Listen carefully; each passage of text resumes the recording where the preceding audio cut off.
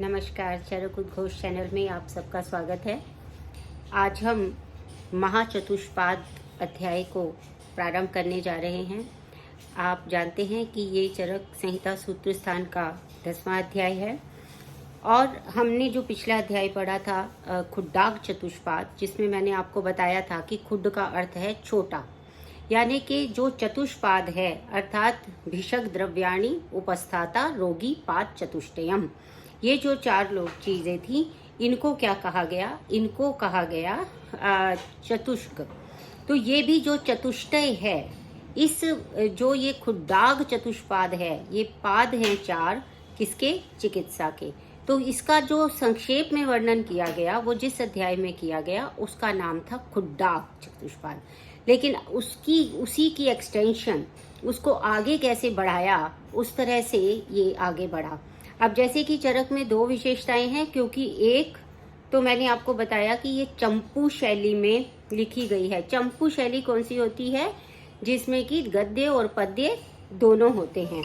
तो इस अध्याय में गद्य का भाग काफी ज्यादा है। एक बात तो ये, दूसरी बात ये कि क्योंकि ये स्टूडेंट टीचर वाला जो रिलेशनशिप, जैसे उपनिषद शैली भी है इसमें, तो उपनिषद के अनुसार पुनर्वसु आत्रेय जो हैं वो उपदेश दे रहे हैं और अग्निवेश उनसे प्रश्न पूछ रहे हैं। तो उसी श्रृंखला में अग्निवेश ने यहाँ पर सबसे पहले जो प्रश्न खुड्डाग चतुष्पाद के विषय में पूछा, उसके उत्तर स्वरूप ये जो अध्याय है वो प्रारंभ होता है। और जिस प्रकार से हर एक टीचर क्या करता है कि जब कोई स्टूडेंट क्वेश्चन पूछता है तो उसके माध्यम से वो और बहुत सारी चीजें जो हैं वो उसको एक्सप्लेन करता है। तो उनके प्रश्न क्या थे और उसका उत्तर क्या था, उस पे हम अब इस अध्याय में बात करेंगे। इस अध्याय में उन्होंने बता दिया कि चतुष्पादम षोडशकलम भेषजम इति भिषजो भाषन्ते यद उक्तम पूर्वाध्याय षोडश गुणम इति। उनमें सब में चार चार गुण थे, ये हम ऑलरेडी पढ़ चुके हैं। लेकिन इसकी दूसरी पंक्ति जो है जिसमें वो कहता है तद भेषजम युक्ति युक्तम अलम आरोग्याय इति भगवान पुनर्वसु आत्रेय, अर्थात ये उन्होंने यहाँ पर ये बताने के लिए कहा कि इनमें से जो भेषज है युक्ति युक्तम जो यहाँ पर शब्द आया उसमें आया कि युक्ति की एक और परिभाषा यहाँ दी गई, युनक्ति इति युक्ति प्रवृत्तिर उच्यते। ये क्या कहा गया कि युनक्ति इति युक्ति, यानी कि जो योजना जिसकी की जाए वो युक्ति कहलाती है। ठीक है, तो उन्होंने यहाँ पर ये कहा कि जो षोडश गुण युक्त जो चतुष्पाद भेषज है वो युक्ति पूर्वक काम में लेने पर आरोग्य के लिए समर्थ होता है, ऐसा भगवान पुनर्वसु आत्रेय यहाँ कह रहे हैं।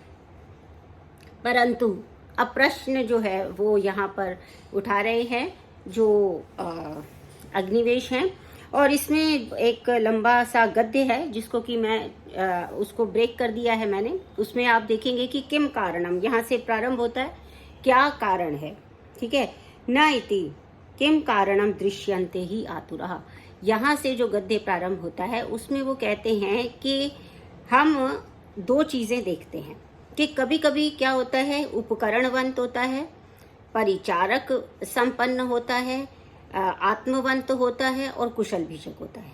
ठीक है ना। उपकरणवंत का मतलब है कि उसके पास सारे उपकरण है और वो परिचारक भी अच्छा है उसका, और वो रोगी भी आत्मवान है। जैसे रोगी के चार गुण होते हैं, रोगी भी आत्मवान है और भिषक भी कुशल है।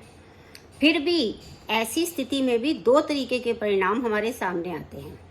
एक परिणाम जो होता है वो क्या है कि एक तो यह है कि वो समुत्तिष्ठ, यानी जो रोगी था वो एकदम ठीक हो जाता है और वो अपना उठ खड़ा होता है। लेकिन ये चारों चीजें ऐसी की ऐसी रहने पर भी, यानी उपकरण भी है, चारों चीजें भिषक। उपकरण क्या है यहाँ पर? उपकरण का मतलब है यहाँ पर औषधि, क्योंकि चार चीजें थी ना, भिषक द्रव्याणि उपस्थाता। तो जो द्रव्य है या उपकरण है, साधन तो औषधि है ना, किसी को भी स्वस्थ करने के लिए। तो ये जो स्वस्थ करने के लिए जो साधन है, ये साधन भी सही है, उपकरणवान, यानी कि जो औषधि है वो भी अच्छी है, और परिचारक भी संपन्न है, और रोगी भी सही है, भिषक भी अच्छा है। तो भी उसके दो परिणाम है। एक में ये सबके रहते हुए रोगी ठीक हो जाता है, दूसरा परिणाम क्या होता है कि ये सबके रहते हुए भी रोगी मृत्यु को प्राप्त हो जाता है। तो इसीलिए वो कहते हैं कि इसलिए ये जो भेषज है ना, उसको कहा अकिंचित कर। अकिंचित कर, अकिंचित कर का मतलब होता है अर्थहीन है। भाई औषधि दें या ना दें, सब कुछ होता है तो भी वो उठ जाता है और सब कुछ होता है तो मर भी जाता है, तो दोनों में क्या डिफरेंस है। तो उसमें उदाहरण भी दिया उन्होंने, 2 उदाहरण यहाँ पर दिए उन्होंने कहा कि जैसे एक बहुत ही बड़ा गड्ढा है, अब उस गड्ढे को भरने के लिए अगर हमने उसमें 1 मुट्ठी मिट्टी डाल दी, बहुत बड़ा गड्ढा है, बहुत बड़ा तालाब है कोई, उसके अंदर 1 मुट्ठी मिट्टी डाल दी तो क्या होगा, उससे कोई फायदा नहीं होगा। या एक ग्लास पानी डाल दिया उसमें तो वो नहीं भरा जाएगा, उसको कोई यूज नहीं है। या फिर एक दूसरा उदाहरण दिया कि जैसे एक बहती हुई नदी है, अब बहती हुई नदी को रोकने के लिए अगर हमने 1 मुट्ठी रेत डाल दी वहां बहते हुए पानी में तो क्या होगा, कुछ नहीं होगा, वो बह जाएगी। तो इस प्रकार से 2 उदाहरणों से जो है ये मतलब जो शिष्य है वो बता रहा है कि तो बेकार है ना, जो भी हम देते हैं तो भी, नहीं देते तो भी, दोनों प्रकार के परिणाम हमें तब भी मिल रहे हैं।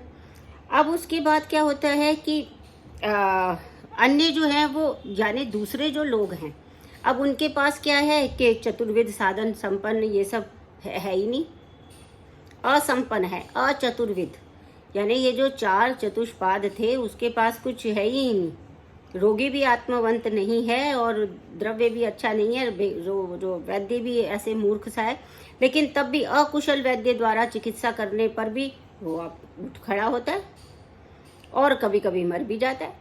मतलब दोनों ही स्थितियों में जब प्रशस्त चतुष्पाद है तब भी 2 प्रकार के परिणाम हो सकते हैं, रोगी ठीक भी हो सकता है, मर भी सकता है। दूसरी तरफ दोनों ये जो चतुष्पाद है वो बेकार है, व्यर्थ है, मतलब अगर वो अच्छा नहीं भी है, अप्रशस्त है, तो भी 2 ही प्रकार के परिणाम होते हैं, या तो वो अपने आप ठीक हो जाता है या फिर वो मर जाता है। तो इसका मतलब क्या हुआ, तो यहाँ पर जो कंफ्यूजिंग पॉइंट था वो उन्होंने क्या कहा कि यतश्च प्रतिकुर्वन् सिद्ध्यति प्रतिकुर्वन् म्रियते, यानी प्रतिकुर्वन् का अर्थ है कि एक तो चिकित्सा करते हैं तो मर जाता है, चिकित्सा करते हैं तो ठीक भी हो जाता है। अप्रतिकुर्वन् सिद्ध्यति, कुछ भी नहीं करने से तो भी वो सिद्ध भी हो जाता है, अपने आप ठीक भी हो जाता है, और अप्रतिकुर्वन् म्रियते, और कुछ भी ना करने से वो मरण को भी प्राप्त हो जाता है। इसलिए वो अपने गुरु से क्या कह रहे हैं कि तच्च चिंत्यते भेषजम अभेषजेन अविशिष्टम इति। इसका मतलब क्या हुआ कि वो इस कह रहा है, इसका मतलब क्या है कि जो भेषज दो या ना दो उसका कोई भी अंतर नहीं है, क्योंकि दोनों परिस्थितियों में रोगी ठीक भी होता है, मरता भी है, हमें कोई कारण समझ में नहीं आता। अब अगला जो इसके अंदर जो गद्य आया है, उस गद्य में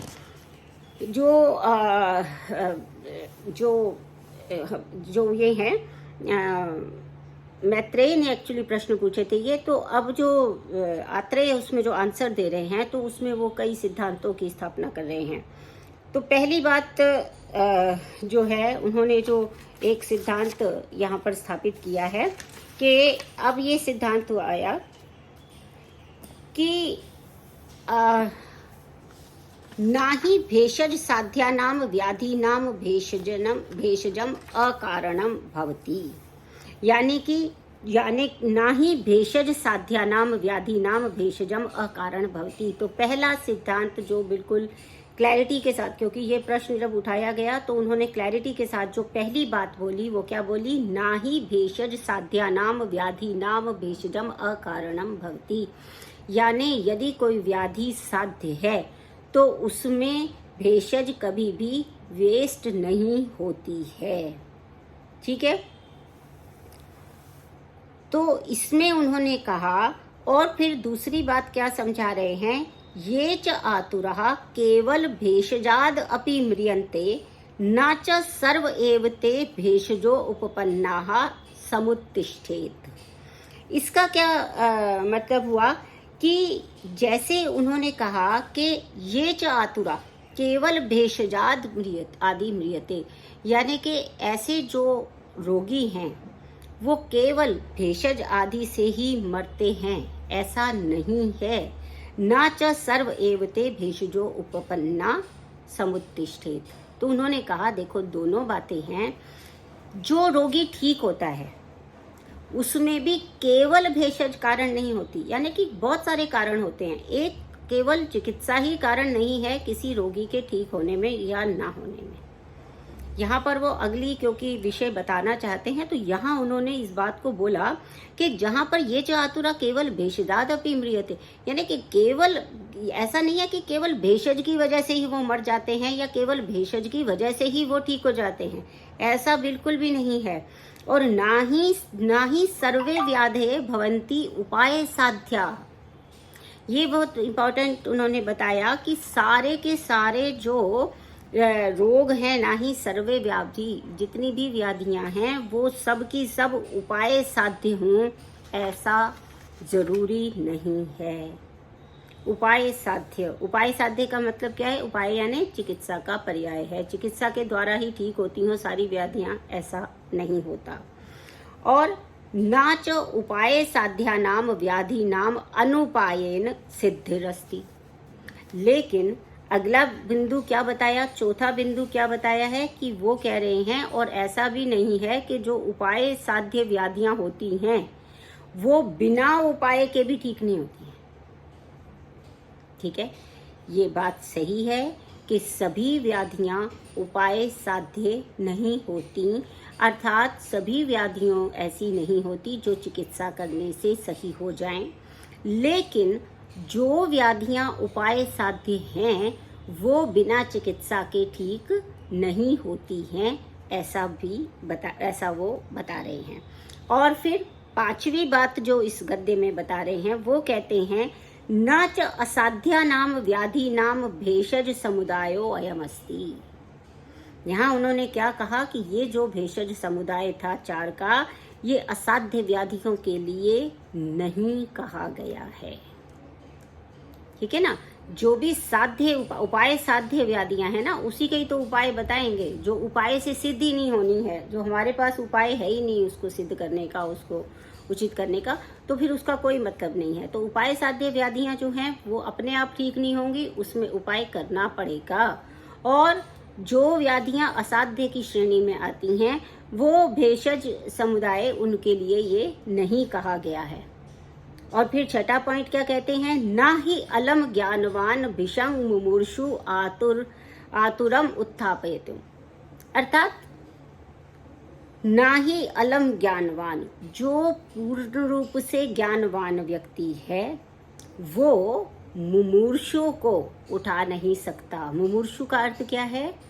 जिसमें अरिष्ट लक्षण उत्पन्न हो चुके हैं, वो मरणासन्न है, वो मरेगा ही, ऐसे लक्षण उत्पन्न हो जाते हैं। हम बताते हैं ना अरिष्ट लक्षण कौन से होते हैं, जिनके उत्पन्न होने के बाद निश्चित मरण होता ही है।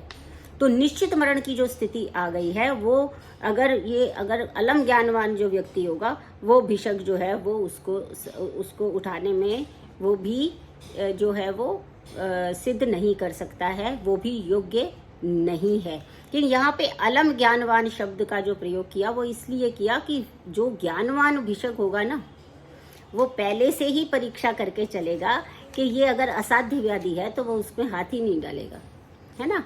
तो इसलिए उसमें वो उपाय सिद्धि, उसे पता है कि उपाय से सिद्ध होना ही नहीं है इसको, तो इसलिए वो जो है वो उसको उठाने में संभव नहीं होगा। और फिर एक सिद्धांत की स्थापना की, और ये सिद्धांत जो है वो केवल चिकित्सा के लिए ही, आप सोचे कि केवल चिकित्सा के लिए नहीं, ये हमारे पूरे जीवन के लिए बहुत जरूरी सिद्धांत है। वो है परीक्षकारिणो ही कुशला भवन्ति। अर्थात वह व्यक्ति जो परीक्षा करने के बाद चिकित्सा करता है वही कुशल कहलाता है। परीक्षा, कैसी परीक्षा, मतलब अभी वो आगे चल के इसी अध्याय में आगे बताएंगे कि कैसे साध्य और असाध्य व्याधियों को पहचाना जाता है, और उसकी पहले अच्छे से परीक्षा कर लेनी होती है, तब जाकर ही वो कुशल वैद्य जो है वो बन पाता है ना। तो यहाँ पर ये जो 7 चीजें हम यहाँ 7 बिंदु जो हैं यहाँ पर बताए गए, और फिर इसी में उन्होंने ये बताया कि क्यों ऐसा है कि सारी व्याधियां जो है वो उपाय से सिद्ध नहीं हो सकती। तब उन्होंने कहा कि देखो, उदाहरण उन्होंने भी दिया, जैसे उसने 1 मुट्ठी रेत और उसका उदाहरण दिया, इन्होंने भी उदाहरण दिया। इन्होंने भी क्या कहा कि देखो, कर्म 2 प्रकार का होता है। एक कर्म होता है दृष्ट कर्म और एक होता है अदृष्ट कर्म। यानी दृष्ट कर्म तो वो होता है कि जो हमें दिखाई दे रहा है कि हम ये रोग हुआ है, इस रोग की हम ये औषधि दे रहे हैं और ये इसकी चिकित्सा हो रही है, ये बिल्कुल दिखाई दे रहा है, ये दृष्ट कर्म है। लेकिन एक होता है या फिर हमने ये मिथ्या आहार विहार लिया था, इसकी वजह से ये मिथ्या आहार विहार लिया गया और इसके कारण ये रोग दोष की प्रकोप हुआ, ये दोष का प्रसर हुआ, ये स्थान संशय हुआ, ये व्यक्ति भेद सब कुछ हो गया, ये हमें दिखाई दे रहा है, लेकिन एक अदृष्ट है, ठीक है ना। तो इसमें ये एक बहुत विशेष बात जो है वो हमारा वैदिक संस्कृति और आयुर्वेद मानता है कि जो ठीक होना है, रोगी जो ठीक होता है, उसका कारण अदृष्ट ही है। वो हमें पता नहीं है कि वो कैसे ठीक हो गया, हमें सब कुछ पता नहीं है। इसीलिए क्यों कहा गया ऐसा? क्योंकि सदैव वैदिक संस्कृति हम भौतिक प्राणियों को कर्ता के जो अहंकार है उससे दूर रखना चाहती है। वो बार बार ये बताती है कि देखिए इसमें आप कर्ता नहीं है, मैं कर्ता नहीं हूँ, कोई वैद्य कर्ता नहीं है, करने वाला कोई और है और वो अदृष्ट है, वो दिखाई नहीं दे रहा है। तो जब भी रोगी ठीक होगा वो होगा तो अदृष्ट कारण से, लेकिन यदि दृष्ट का भी उसमें सहयोग मिल जाए, है ना, दृष्ट का सहयोग मिल जाए तो उसको थोड़ी जल्दी से वो शीघ्र जो है वो आरोग्य लाभ कर सकता है। जैसे कि एक उदाहरण दिया गया कि अगर कोई व्यक्ति किसी कारण से गिर जाता है ना, स्लिप हो गया, कोई एक्सीडेंट हो गया, गिर जाता है, तो सामान्यतः उसमें इतनी शक्ति होती है कि वो अपने आप उठ खड़ा होता है। लेकिन अगर ऐसी स्थिति में जब वो अपने आप उठ खड़ा होने की स्थिति में है, तब भी अगर कोई व्यक्ति उसको सहारा थोड़ा सा दे देता है, उसके पास में आके खड़ा हो जाता है, तो वो जल्दी खड़ा हो जाता है।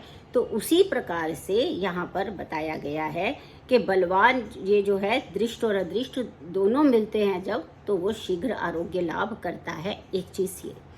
दूसरी बात उन्होंने क्या कही, दूसरा जो कर्म का सिद्धांत है वो ये बताया कि कर्म दो प्रकार के होते हैं। कर्म एक और दृष्टि से दो प्रकार के होते हैं।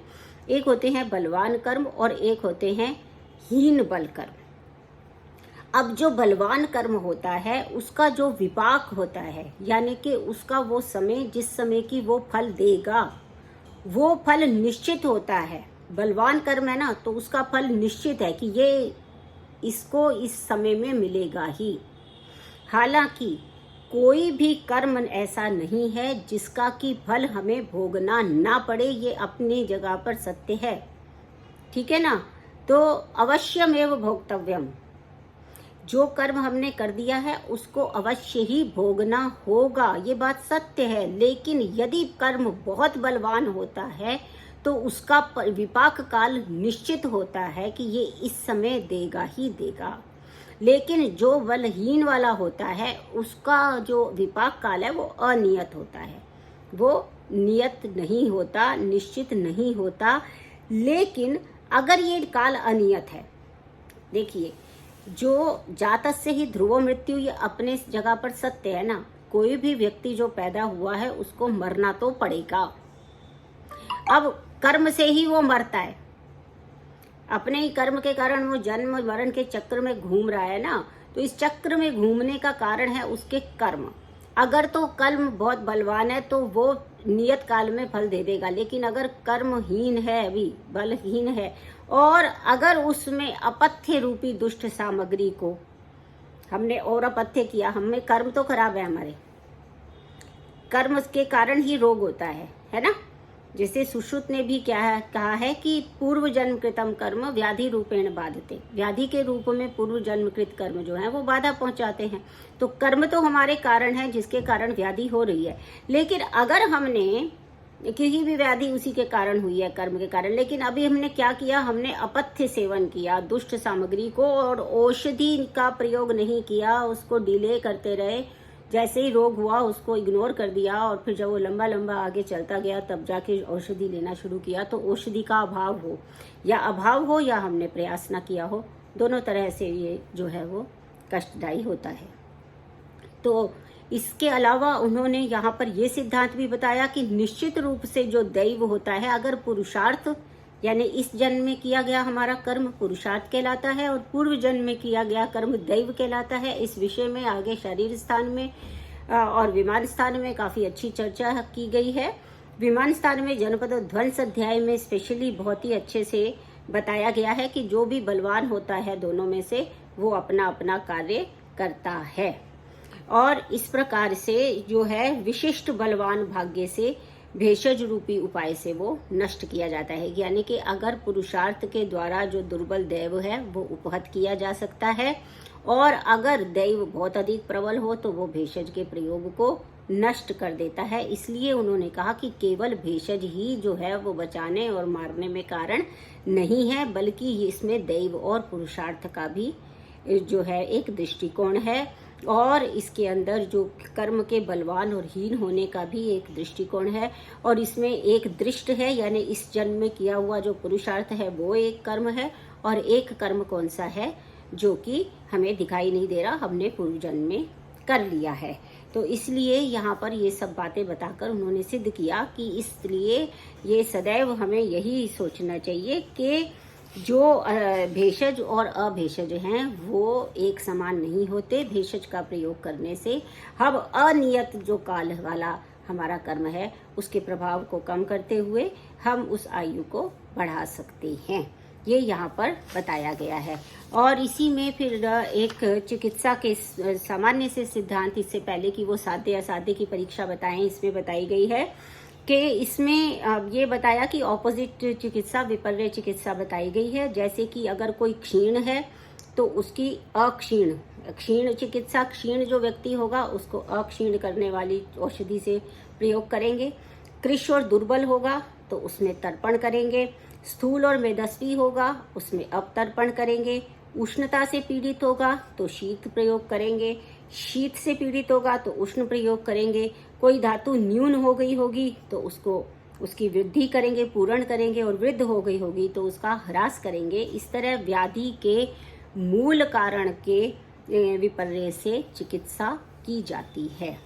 तो इसके बाद हम अगला हमारा लेक्चर होगा उसमें हम जो श्लोक नंबर 7 है वहाँ से चर्चा करेंगे। लेकिन मैं आपको ये बता देना चाहती हूँ कि अगले 5 दिन जो है वो मैं बाहर रहूँगी, इसलिए इस वीक में और कोई वीडियो आपके पास चरक संहिता से संबंधित या कोई भी वीडियो आपके पास नहीं पहुँचेगा, उसके लिए क्षमा चाहती हूँ। और अगले वीक फिर से मंगलवार के दिन आपको ये महाचतुष्पाद अध्याय 7वें श्लोक से हम प्रारंभ करेंगे। तब तक आप जो अब तक मैंने पढ़ाया है वो सब आप पढ़ते रहिए, और आपके जो भी प्रश्न हों वो कमेंट बॉक्स में लिख कर भेजिए। आपका बहुत बहुत धन्यवाद।